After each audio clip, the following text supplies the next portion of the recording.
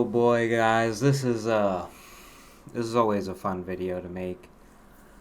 LSU loses tonight in College Station, gets blown out 38-23, and boy, are we gonna talk about it? Cause all your playoff hopes, all of that stuff's pretty much gone. Pretty much any chance of you making the SEC championship is probably gone. Anything worth playing for is pretty much gone at this point. You could probably win out and still maybe make the playoff, but you're not good enough to beat anybody worth the shit to win a national championship, which is the only goal.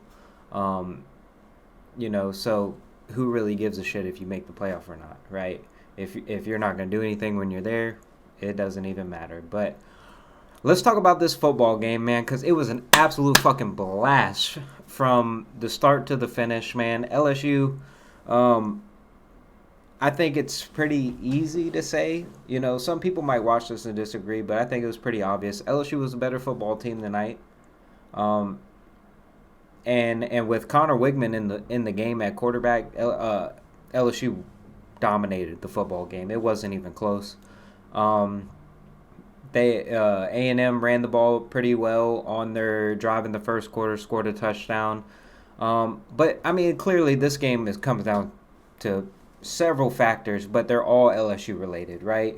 You got to give credit to where credit's due. Like A&M realized their quarterback was dog shit, and they put in another quarterback that really couldn't throw a forward pass, but brought another dynamic to the football game. And LSU's defense just absolutely pissed down their leg like they'd never seen a running quarterback a day in their fucking life. So they were able to do that in the second half. So hats off to whoever made that decision, because I mean, it was clear Connor Wigman wasn't getting you anywhere.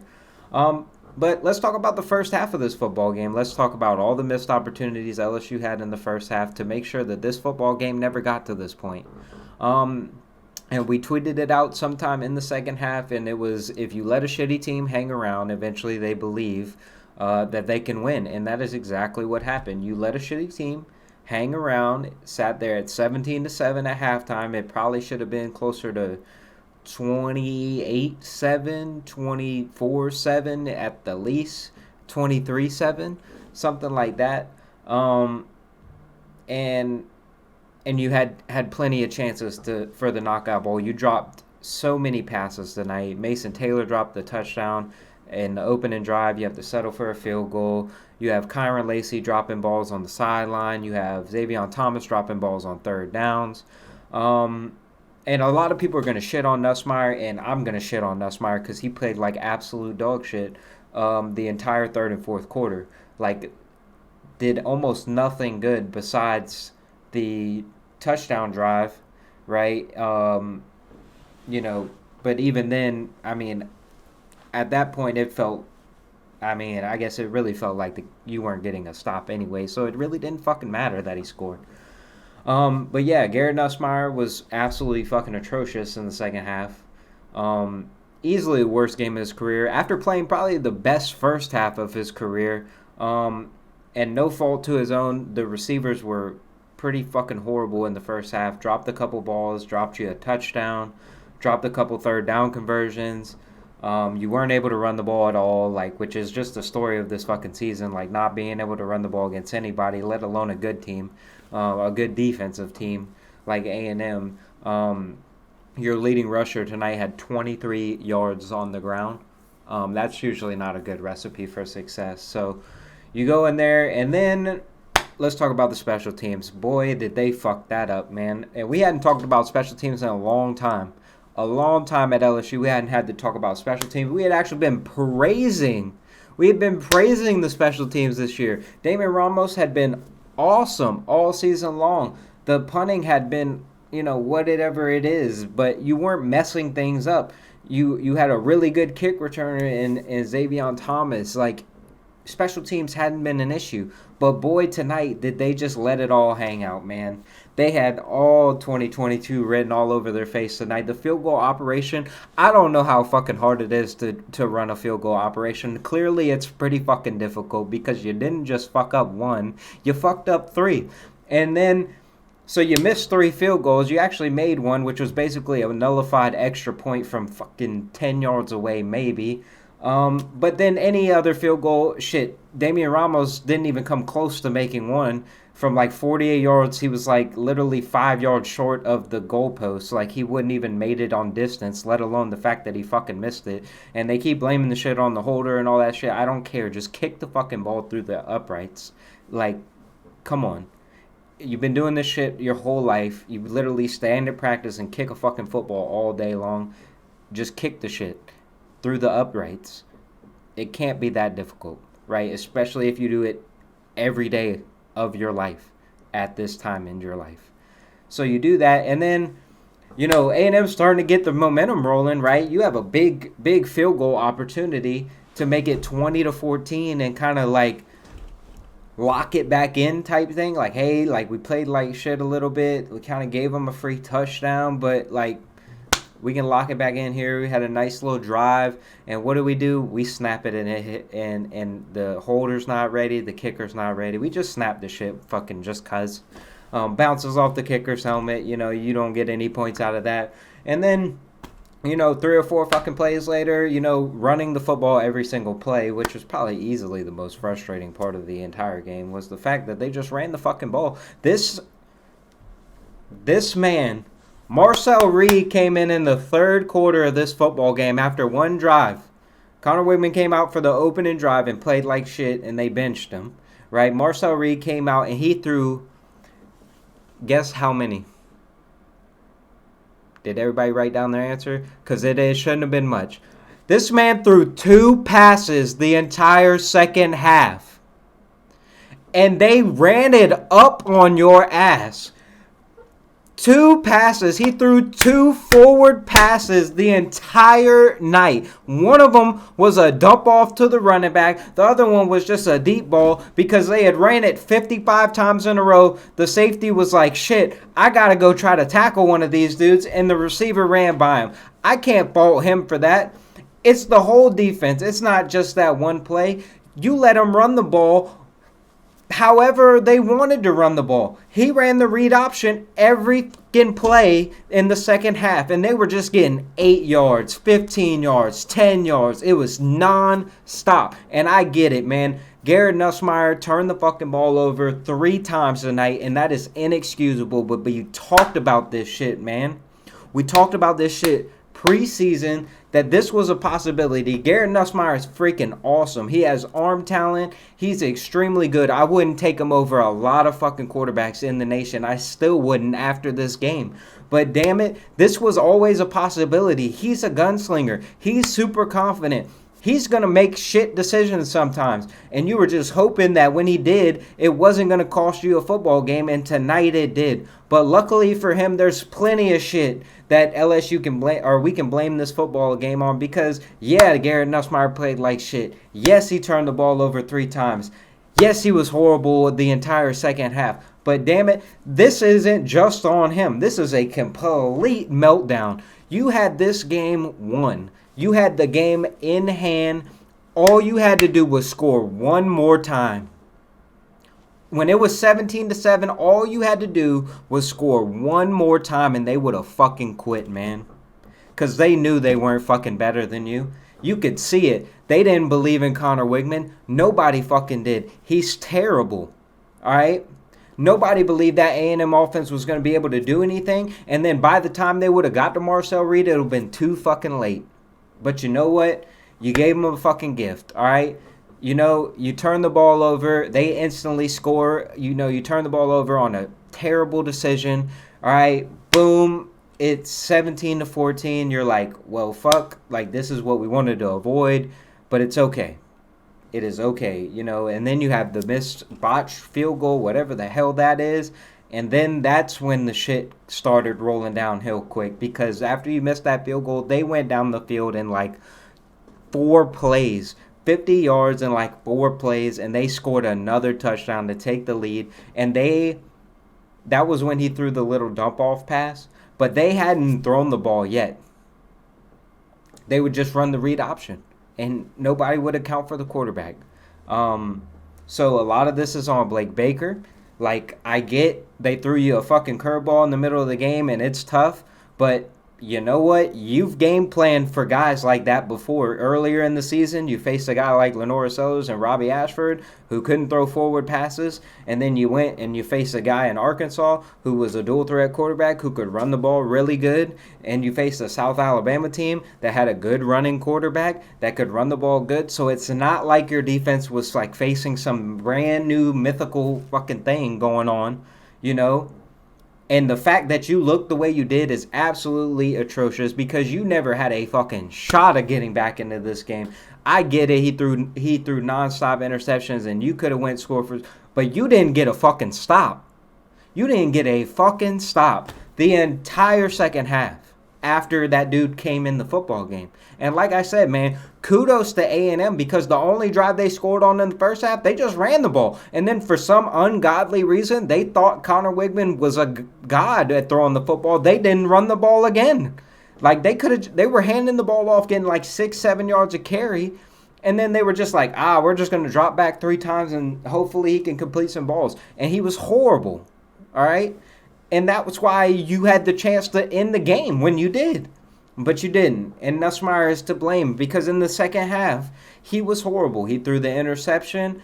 And then, they go down and score. And then, boom, you have the messed up field goal. They go and take the lead. And you really need a fucking response, man. And you really need a response. And what do? First fucking play, first series, whatever it was. I don't even remember. He fucking hits another guy dead in his fucking chest on a little out route that the guy was just standing right in front of the fucking receiver. I'm not even sure what he was seeing, but you know what? Playing quarterback is fucking hard. All right? So I'm not going to shit on guys that are elite athletes and are fucking way better athlete than I am. On TV, it looks shitty. I don't know what's going through his brain when he makes decisions like that, but it is what it is. He did it. What do? They go down and score, and now you're sitting in a fucking game and it's danger zone. Like, it is 28-17. You were down 11 fucking points. You were just up 10 points like 5 fucking minutes ago. This is the start of the fourth quarter. And it is 28-17. You have completely pissed down your fucking leg. And at that moment, I knew it was gone. It was done. It was done. Like, the entire momentum. You hadn't got a remotely close to a fucking stop. I don't even think you forced a fucking third down, let alone getting a fucking stop. That shit was not happening. So then you go down and you score the touchdown, right? And then it breeds this false sense of confidence that, hey, all right, we didn't turn the ball over. We didn't give them a short field. All right. You have to get a stop. You scored a touchdown. You didn't get the 2-point conversion. It's 28-23 with 10 minutes to go in the game. And this is where you could have bunkered down and found a way to win this game, even though you had played like shit. You were the better team, though. Could have took firm control of the game. They get the ball, and what do? Yes, that's right. They go 4 plays. First play was a 40 or probably a 60-yard pass play. The kid was wide open. He dropped it in the bucket. It was a great throw. They go first play pass 60 yards, and then boom, boom, boom, touchdown. Game's over again. So you got a chance. You had a chance down 5. You had a chance to go down there and get a stop and have Nussmeier and the boys come through again in the clutch, and you shut down your leg on defense again. And it wasn't even, like, competitive. Like, this is what I'm saying. It's like you weren't even, like, remotely competitive. It wasn't even the fact that they were just methodically moving the ball down the field, getting 4 yards of carry. Like, 4 plays, 75 yards. It took them 1 minute and 48 seconds to fucking score a touchdown after you desperately needed a stop. They went 7 plays, 60 yards when you desperately needed to stop the bleeding. And they didn't throw a fucking pass the whole time. Which is the most frustrating part because it's like, all right, they kind of caught them off guard, but eventually they're going to make the adjustment. They just never fucking did, man, and it was over. It was over at 35-23. I really don't even remember. I kind of fucking blacked out. I know Nussmeier threw that another shit interception where he was just trying to dump the ball off. He never even seen the goddamn linebacker standing right in front of the motherfucker somehow. But he throws the interception and you lose. And big picture here is LSU has pissed away any chance of. I thought they had to win a national championship because I thought they were finally turning the corner. They were playing great defense. They had the offensive pieces to be great, and they were kind of putting it all together. But boy, you took 5 steps forward and you took 55 fucking steps right backwards tonight because you let a shit. That A&M team is not good. Like, I hate to break it, they're going to go on the road to South Carolina, and they're probably going to fucking lose next week because that team is terrible. That team cannot throw a forward fucking pass consistently, all right? And they got their shit kicked in by Notre Dame because they couldn't fucking score, and that's exactly what you should have done tonight. But instead, you let them just fucking hand the ball off and do whatever the hell they wanted to you because that's what it is, man. And apparently, LSU's never going to win at Kyle Field again because you had an amazing opportunity tonight to not only win, but to win in dominant fashion. Like, you were going to fucking blow this team out, and you absolutely just did whatever you did, man. We are running on 16 minutes, so let's talk about what this means for LSU because, we got to talk about that, right? And like I said, man, you're going to go face an Alabama team who, guess what, has a running fucking quarterback, man. So that should be fucking fun. I would hope after this week they could make some type of adjustments, man. They get a whole week in between to sit on this shit, man, because this shit got to hurt. This shit got to hurt, man, because you went in there, you talked your shit, and you kind of let motherfuckers know that you were bad bitches, and that shit, boy, you fell right on your fucking face in that third quarter, man. And there's not a lot of game, like, after the USC game, like, granted, USC season has gone down the absolute shitter, but USC played a great game. Like, Nussmeier, like, we didn't play bad against USC. Like, USC played pretty well. I left that game thinking, like, wow, those are two evenly matched teams. It was just a play here or play there, right? I left this game thinking, like, how in the fuck did you lose this game? Not only how the fuck did you lose this game, how did you not beat this team by 30? Like, they were that bad. In the first half, they were horrible. They were horrible. The crowd was out of it. They had no fucking hope. But boy, did you just, like, man, like I said, if you don't take a team out of it and you are playing on the road, and a team gets any sort of confidence, you're in for a hell of a fucking ride, man. Because there's only a couple ways that dog shit teams can compete with good teams. And it's turning the football over and you not capitalizing on certain opportunities, right, that are given to you. Because shit teams give you opportunities all the time, right? And LSU, at the minimum, missed 2 fucking field goals. They dropped a couple touchdowns, all right? At the minimum, you're up 23-7 and the fucking game's over, guys. The game is over. They come out and go 3 and out in the second half. It's fucking over, man. You're on cruise control for the rest of this fucking game. They can bring in that motherfucker all they want. It wouldn't mattered. It wouldn't have mattered. But that's not where we sit, man. We sit here with LSU getting their second loss of the season. And yes, realistically, they can still make the playoffs, and I guess technically they can still win it all if they make the playoff, right? But in real life, in real situation, we all know who the fucking frauds are in college football. It happens every year, even in the 4-team playoff. We see it all the time. There's fucking teams that make the playoff all the time that don't deserve to be there. And if LSU got there, they wouldn't be one of the better teams in the country. So whoever they would play would probably fucking steamroll them, or maybe they just get lucky and win one game, and then they'd get shit on the next week because the difference between a good team, which LSU is a good team, all right, and a great team is consistency, and LSU doesn't even know what that fucking word means at this moment, all right? So until they figure that shit out, man, you're just going to be an inconsistent good team, and you're going to have highs of highs, and you're going to have lows of lows like you are tonight, and that's going to be LSU football until somebody figures out how the fuck to be consistent week in and week out. So that's all I got for you guys, man. I hope you guys enjoyed it. I'm sorry for cussing a lot. Hopefully my mom's not watching this. But I appreciate you guys for watching. If you haven't already, subscribe to the channel. Give me something out of this night because, my God, my heart just can't take this shit much longer. But, yeah, hopefully you guys don't jump off your roofs. Don't jump off any bridges, man.